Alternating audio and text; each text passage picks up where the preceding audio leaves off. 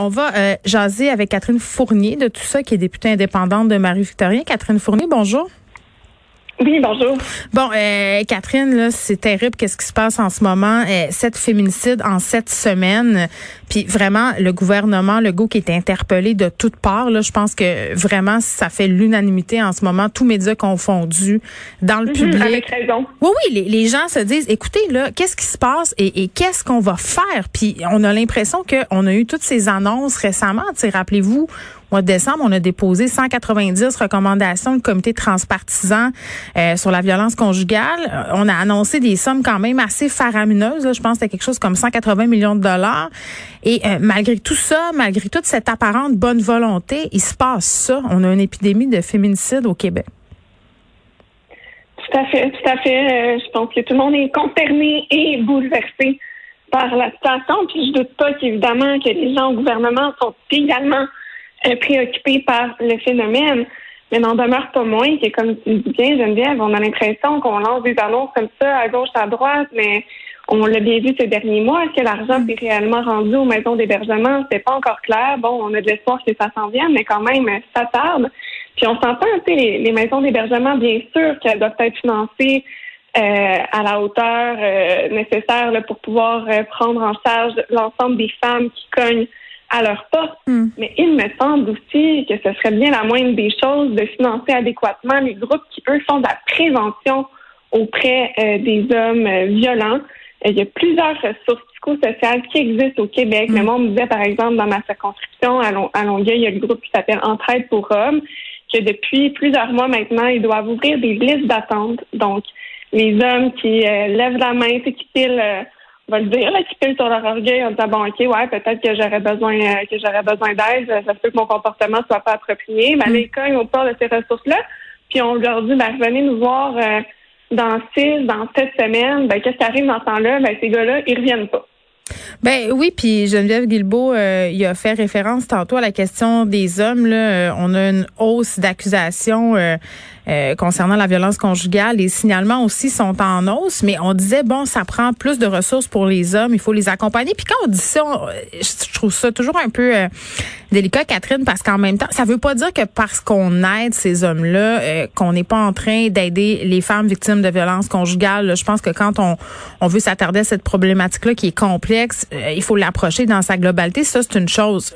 Le gouvernement parle de ça tantôt en mêlée de presse, dit il faut donner des ressources aux hommes, mais toi, hier, tu as présenté une motion à l'Assemblée nationale afin qu'on reconnaisse l'urgence justement d'investir dans les services d'intervention pour ces hommes-là, et le gouvernement a refusé d'en discuter. Tout à fait. Puis plus que ça encore, Geneviève, aujourd'hui, je suis revenue à la charge à la période des questions à l'Assemblée nationale. Je leur ai littéralement demandé pourquoi. Pourquoi est-ce que vous avez refusé de consentir à la motion que j'ai présentée hier, qui, il me semble, tombe sous le sens non seulement en général, mais particulièrement dans le contexte qui est très, très préoccupant. Et écoute, j'ai eu le droit, encore une fois, je suis désolée de dire ça, mais je peux pas passer à côté. C'était une espèce de cassette là, à laquelle j'ai eu droit. Oui, les investissements, le 180 millions, tant mieux, 180 millions, j'applaudis le rapport du comité d'experts. Encore faut-il d'abord que l'argent se rentre dans les maisons d'hébergement, ensuite que les recommandations soit appliqué, mise en place le plus rapidement possible. Mais une fois que ça c'est dit, je pense qu'il y a tellement une urgence à l'heure actuelle que les solutions, là, elles sont pas en silo. Il faut qu'on les additionne. Et une de ces solutions-là, oui, c'est d'investir en prévention auprès des hommes violents. Je sais que c'est pas très...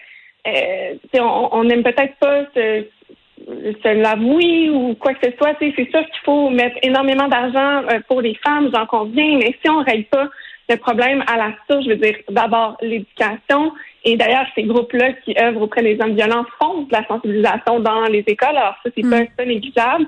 Donc, ça, puis également, d'offrir du soutien lorsqu'il y a des hommes qui sont prêts à se prendre en main puis à demander de l'aide, oui, parce qu'une campagne de pub en ce moment qui roule pas mal et qui fait, je pense, réaliser bien des choses à certains hommes, notamment, on axe beaucoup sur la violence psychologique. Mais tu parles de cassette. Moi, j'aime ça dire qu'Isabelle Charest est sur la cassette, mais quand même, c'est de ça que ça a l'air, de répéter qu'on est inquiété par la situation, que c'est inacceptable, que c'est pas un comportement justement qui est acceptable comme société, comme gouvernement, comme femme. Elle a dit ça tantôt, Geneviève Guilbeault. On dit faut que la violence envers les femmes cesse. Ça, d'un côté, on dit ça, mais de l'autre côté, j'ai l'impression qu'on est toujours un peu qu'on a toujours un peu la pédale sur le frein. Est-ce qu'on est en train de refuser une motion parce qu'on va faire des annonces importantes demain? Tu sais, moi, je veux leur laisser le bénéfice du doute, mais une chose est ça, tu sais, l'argent, c'est une chose, là. Mais en même temps, j'ai envie de te dire, cet argent-là aussi, il faut qu'il y ait de la reddition de compte, il faut qu'il y ait de l'imputabilité quelque part. Il y a de l'argent qui est poigné dans les CIUS, dans les CIS. Puis moi, j'entendais des victimes de violences conjugales, Catherine, me dire que oui, il faut aider les maisons d'hébergement, il faut qu'il y ait de la place, il faut qu'on ait des ressources, mais de l'aide directe financière aux femmes qui sont victimes de violences conjugales, ça peut aussi passer par là, parce que combien de femmes qui retournent chez elles parce qu'ils n'ont pas d'argent? Tu sais, ils sont dans des maisons d'hébergement. Exactement, oui, il y a une précarité économique, bien oui, bien sûr. C'est sûr que le statut socio-économique va peser dans la balance, c'est clair et net. Puis, tu sais, moi, au fond, tu sais, je comprends les solutions qu'essaie d'amener Isabelle Charest. Comme tu dis, peut-être qu'il va y avoir des nouvelles dans le budget demain. Moi aussi, j'ose croire, là, je me rattache un peu à ça. Il y a personne qui ne peut pas être interpellé. Possible. Exact, mais ce qui me dérange, c'est quand même, là, on revient peut-être à la joute parlementaire ou je ne sais trop, mais je veux dire, je pose une question. Est-ce qu'on peut avoir une réponse? Là, ce matin, encore une fois, il est complètement à côté de la traque. On n'a pas du tout abordé la question des ressources pour les hommes. Moi, j'étais bien ouverte à discuter. À un moment donné, c'est un problème de société. Est-ce qu'on peut dépasser la partisanerie pour s'en jaser puis de pas seulement se dire on va faire des belles annonces? Et qu'est-ce que ça aurait changé? Même s'il y a de l'argent dans le budget demain, puis j'espère qu'il va en avoir, qu'est-ce que ça changerait qu'aujourd'hui on dise ben oui, c'est vrai, il faut qu'on agisse sur ce plan-là aussi, puis Madame la députée, il va y avoir des bonnes nouvelles demain. Qu'est-ce que ça aurait coûté de faire ça? Ça, je la comprends pas. Ben, je le sais pas. Mais hier, je discutais de cet aspect-là avec Nicole Gibault, la question des hommes, justement. Puis, bon, dans toutes ces histoires de féminicide, des hommes qui ont des casiers judiciaires par rapport à de la violence conjugale, donc qui sont des récidivistes, des gens qui ont, si on veut, qui sont allés contre leurs conditions, qui ont brisé leurs conditions à plusieurs reprises. Nicole Gibault me disait, ben, ça serait peut-être une bonne chose qu'on les mette en détention préventive et que pour empêcher le pire de se produire, mais aussi pour les accompagner, c'est-à-dire c'est pas seulement de la détention, là, t'es là pour qu'on t'empêche de commettre l'irréparable, c'est-à-dire d'assassiner ton ex-conjointe, de faire du mal à tes enfants. Puis pendant que t'es en détention préventive, voici de la thérapie, voici de l'aide. Ça aussi, ça pourrait être une solution. Tout à fait, tu as tellement raison. Puis c'est une excellente suggestion. Je l'ai écouté à Mme Gibault aussi. Puis je suis totalement d'accord. À un moment donné, je pense qu'on doit avoir la réflexion là, en tant que société. Je veux bien là, la présomption d'innocence. C'est sûr que c'est un principe important dans le milieu de la justice. Mais on peut-tu réussir à avoir un équilibre aussi dans tout ça? Les femmes, les reportages du Devoir étaient très manifestes à cet égard-là. C'est de dire, finalement, c'est les femmes qui sont en détention parce qu'elles sont traquées, elles sont obligées justement d'aller dans les maisons d'hébergement parce qu'elles se sentent pas en sécurité. Il semble que là, il y a vraiment un renversement de cette balance-là, puis il y a nettement lieu à améliorer cet équilibre. Oui, ce qu'elles me disent, les femmes aussi victimes de violences, c'est que le système semble fait pour les agresseurs et pas pour les victimes. Et en ce sens-là, je parlais à Simon-Jeanin Barrette, ministre de la Justice du tribunal dédié.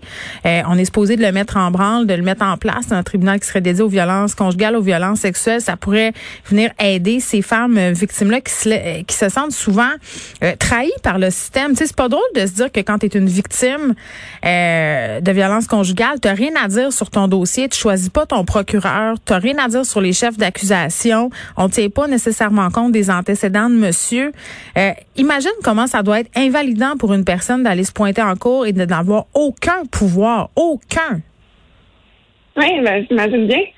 Et j'espère qu'effectivement que ces tribunaux-là pourront être mis en place. Puis je pense que ce qui est important de préciser, c'est que c'est pas une voie là, qui va débalancer le système de justice. C'est vraiment juste de dire est-ce qu'on peut avoir des gens qui sont formés en la matière, des gens qui sont particulièrement sensibles, des procédures qui peuvent être facilitées, accélérées, parce qu'on sait à quel point ça prend du temps. Puis bien souvent, en fait, les agresseurs, dans un cas comme dans l'autre, ils sont en liberté, c'est contrairement à d'autres cas qui vont être traités dans la matière criminelle ou pénale. Je parle, par exemple, d'un meurtre ou quoi que ce soit, où les gens vont être détenus en attente de leur procès. Mais quand la personne est en liberté, ça amène toute une autre réflexion, il me semble, sur les victimes présumées. Puis il faut penser à elles là-dedans. Ils sont supposés, ils vont se cacher en maison d'hébergement pendant que ces messieurs peuvent aller venir à leur guise, peuvent aller au travail. Souvent, ces femmes-là doivent s'absenter. Donc, exactement. Donc, c'est qui est détenu? C'est qui est détenu? C'est ça. Ce sont ces femmes-là. C'est le temps d'aider les femmes. C'est pas le temps de faire de la politique. Catherine Fournier, merci, qui est députée indépendante de Marie-Victorin.